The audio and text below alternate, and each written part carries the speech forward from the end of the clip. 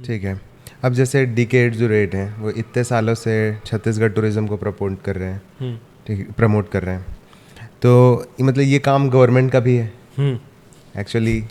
हाँ। हम उन्हीं का ही काम कर रहे हैं। हाँ। तो क्या गवर्नमेंट को भी सपोर्ट करना चाहिए इस चीज़ पे? हाँ, इतने साल से तो हम काम कर रहे हैं मगर गवर्नमेंट शायद हमको ध्यान नहीं दे रहे हैं। बताइए कि इतने साल से आप भी काम कर रहे हैं, अभी तक गवर्नमेंट को ये चीज़ का ध्यान देना चाहिए कि ये इन्फ्लुएंसर जो है टूरिज्म के फील्ड में काम कर रहे हैं, तो इनको कम से कम स्टे वगैरह है, फूड्स वगैरह है, ये चीज़ें प्रोवाइड करना चाहिए। सबको नहीं, जो अच्छे काम कर रहे हैं उनको। हम खुद भी जाते हैं तो हम खुद ही अपना एक्सपीरियंस बियर कर रहे हैं। यहाँ पर से चित्रकूट आप जाओगे, बस से जाओगे तो आपको 1000-2000 रुपये खर्चा होना ही है ट्रांसपोर्ट का। ट्रांसपोर्ट भी जो है यहाँ पे गवर्नमेंट का नहीं है, तो प्राइजेस जो है प्राइवेट कंपनी बहुत ज़्यादा हाई है। ट्रेन नहीं है, बसें ही हैं, तो प्राइजेस बहुत हाई है यहाँ पर। तो इसको गवर्नमेंट अगर इसको ध्यान दे कि जो इन्फ्लुएंसर अच्छे काम कर रहे हैं, अगर इस चीज़ पर अगर वो ध्यान दे कि जो अच्छा कंटेंट क्रिएटर हैं, तो और ज़्यादा ये प्रमोट हो सकता है। और बहुत सारे इन्फ्लुएंसर हैं, उनको ध्यान देना चाहिए, और ये ध्यान देंगे तो डेफिनेटली छत्तीसगढ़ टूरिज्म बूम करेगा। अक्सर हम लोग देखते हैं जैसे कि पहले डिस्कवर इंडिया मैगजीन था, हाँ, उसमें जो राइटर हैं बाहर से आके छत्तीसगढ़ के बारे में लिख के जा रहे हैं।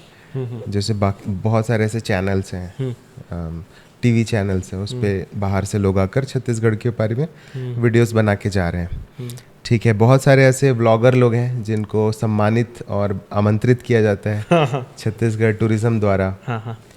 ठीक है, जैसे कि बहुत सारे ऐसे इवेंट होते हैं, राम वन गमन हो गया, इसमें बाहर के लोगों को बहुत बुलाया जाता है, लेकिन छत्तीसगढ़ के लोगों को कहीं इसमें नहीं बुलाया जाता है। केवल तब बुलाया जाता है जब किसी योजना का प्रचार करना हो या फिर किसी पॉलिटिकल पार्टी, मतलब ऐसे जो भी रीजंस हो, तो इन सब चीज़ों में केवल बुलाया जाता है।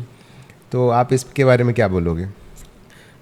बहुत दुखद है ये, जब हम लोग देखते हैं कि कोई बाहर की कंपनी यहाँ पर आता है और टूरिज्म का कोई टेंडर लेता है।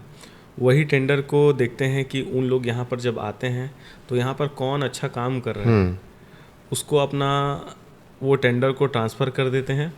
वो टेंडर लेता है बड़े हाई प्राइस में, मतलब ये रियलिटी। हाँ, वो मेरे साथ भी हुआ है, 3-4 प्रोजेक्ट में तो कोई वो बड़ा जो पैकेज वो लिए हैं, और छोटा जो है जो यहाँ पे जो काम कर रहे हैं उनको पर दे डे देते के हिसाब हैं, से। पर डे के हिसाब से दे देते हैं, और वो चुपचाप बैठ के देख रहे हैं।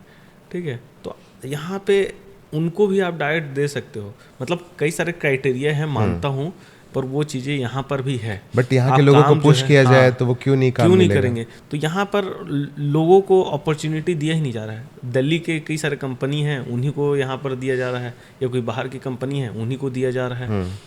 तो वो आके यहाँ पर क्या करते हैं, हम ही को देते हैं, हमारे से ही कंटेंट बनवाते हैं और वो डिलीवर होता है।